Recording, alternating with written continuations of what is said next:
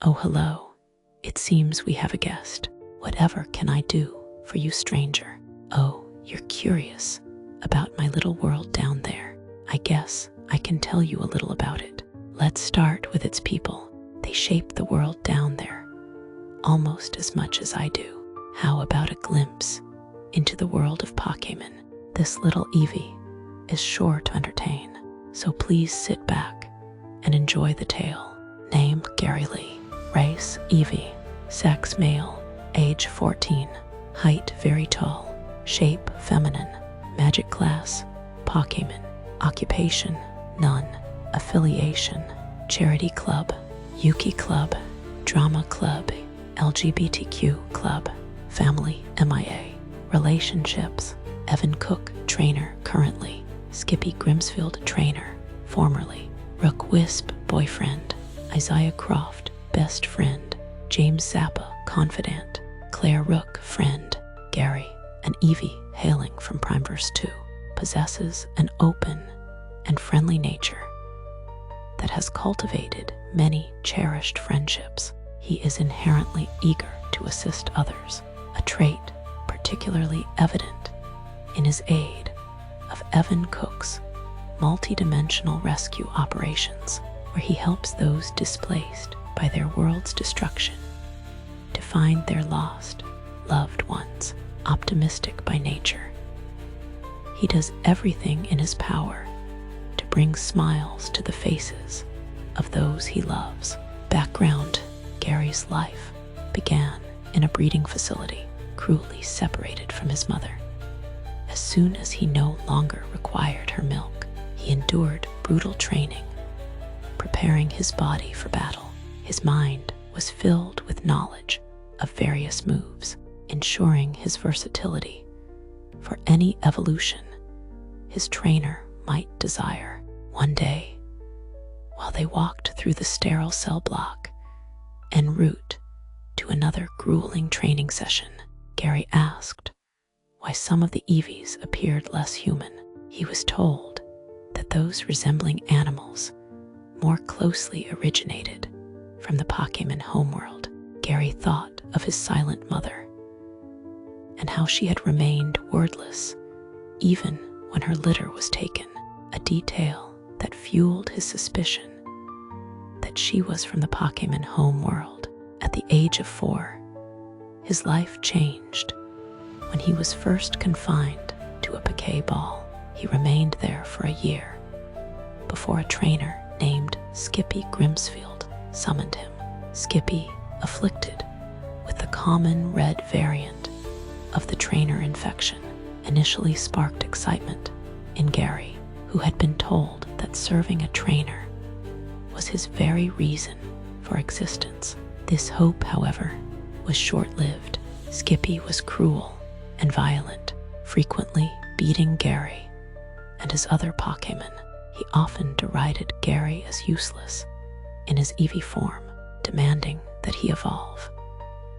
Gary longed to evolve simply to escape the pain, but he couldn't form the necessary bond to become an Umbreon, Espeon, or Sylveon due to Skippy's cruelty.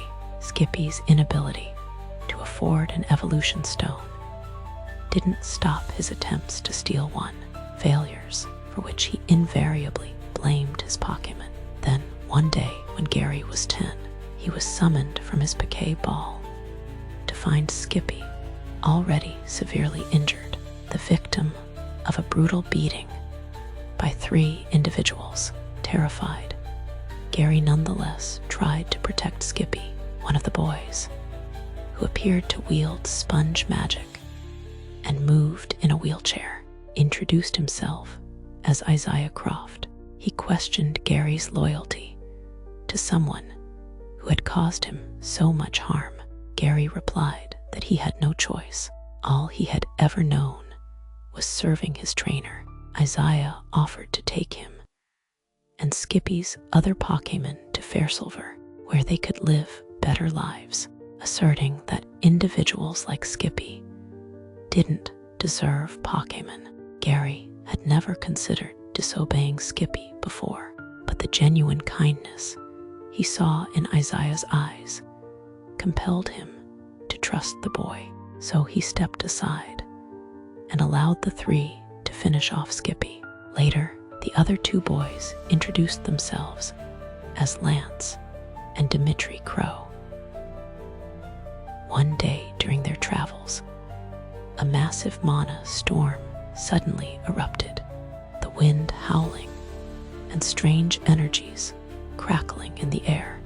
They sought shelter in a cave until the storm subsided. During this time, they assessed the condition of the rest of Skippy's team. Besides Gary, the other Pokémon were too broken, both physically and emotionally, and would likely only continue to suffer. They offered them freedom, but instead, the Pokémon begged for release from their pain.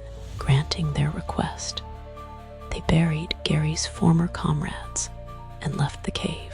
The path ahead was now strewn with mana crystals embedded in the ground. Isaiah suggested mining them to earn some extra money.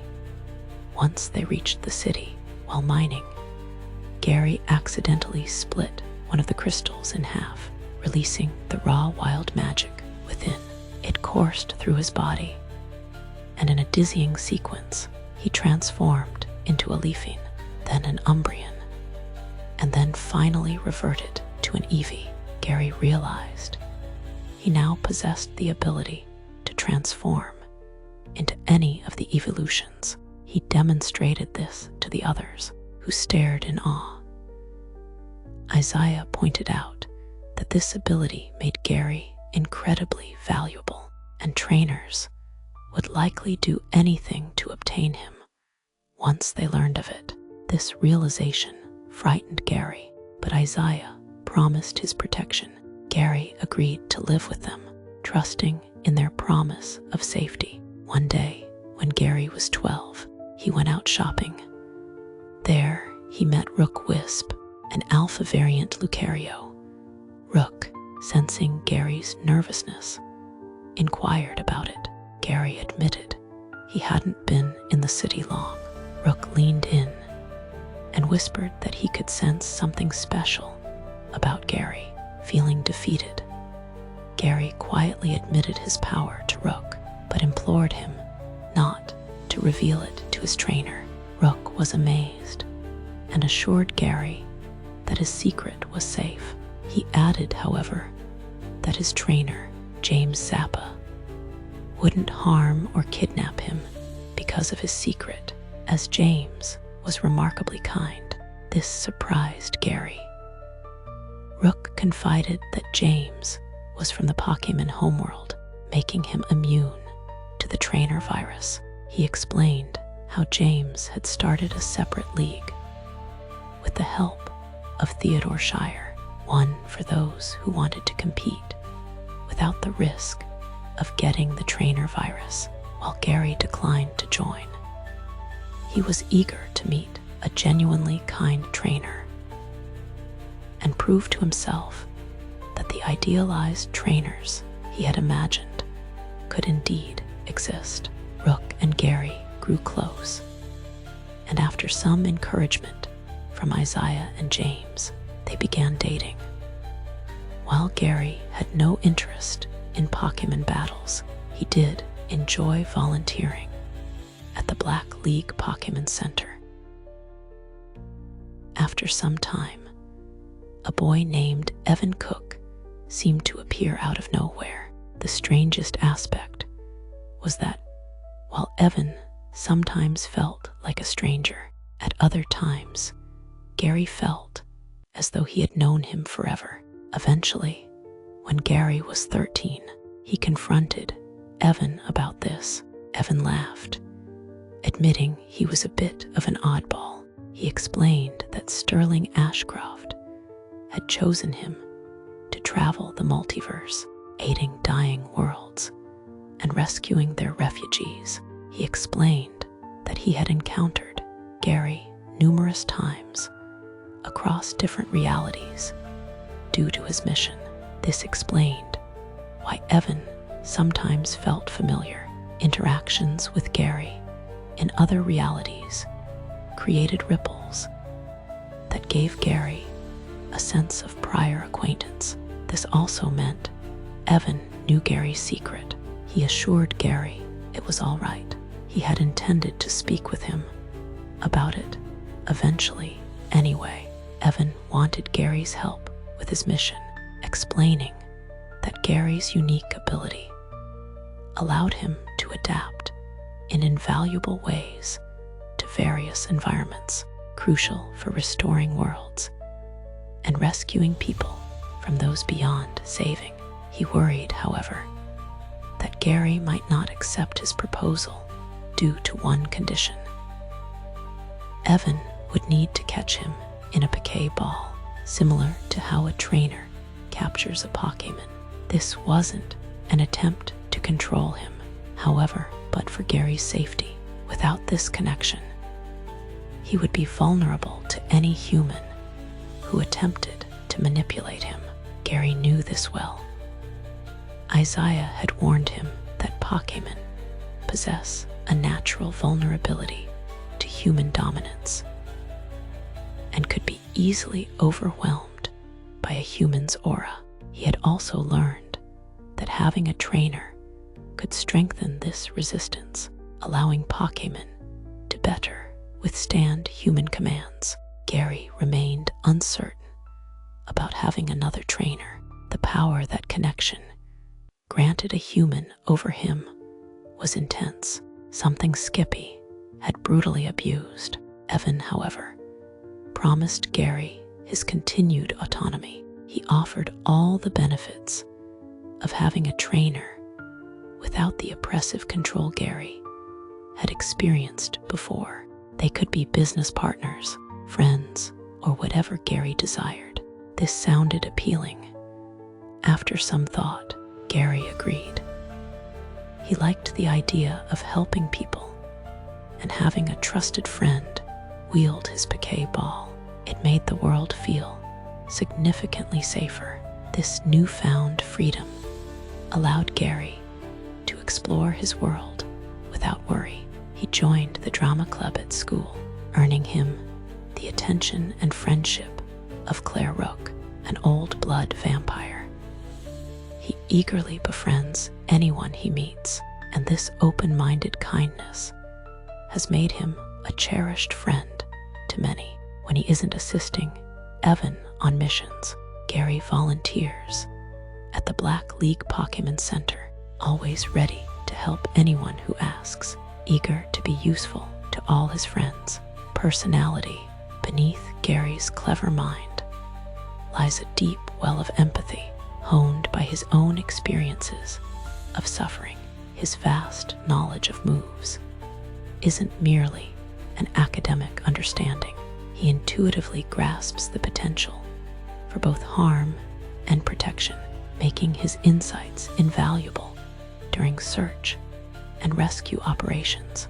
This intellectual agility is often masked by his warm and affectionate nature, a deliberate choice to foster peace and connection in a world that has shown him considerable cruelty. He genuinely prefers diplomacy and understanding over conflict, a testament to his resilient spirit that seeks harmony despite his past.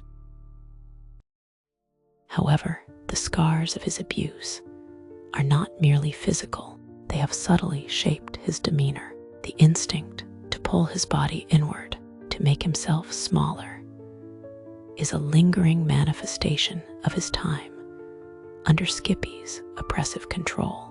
This physical retraction mirrors an emotional guardedness that surfaces when he anticipates disapproval or disagreement. In such moments, a nervous shyness washes over him, making it difficult for him to assert his needs or opinions.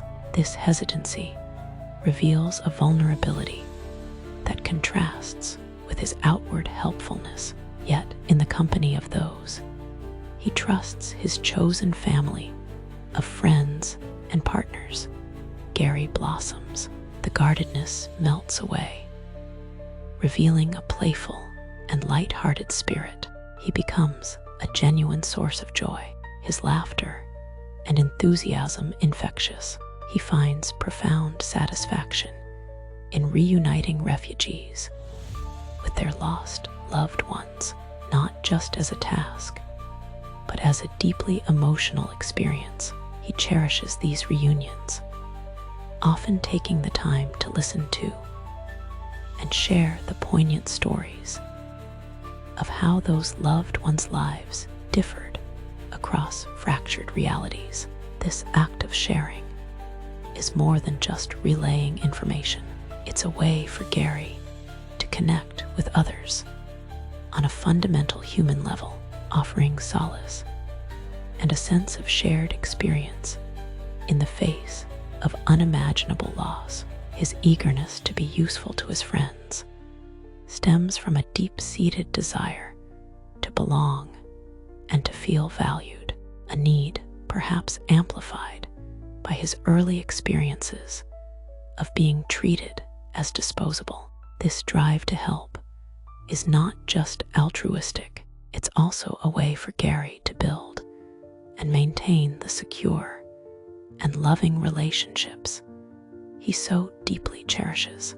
Appearance: Gary's most striking feature is his coat of metallic gold fur, each strand catching and reflecting the sunlight with a subtle, almost ethereal sheen.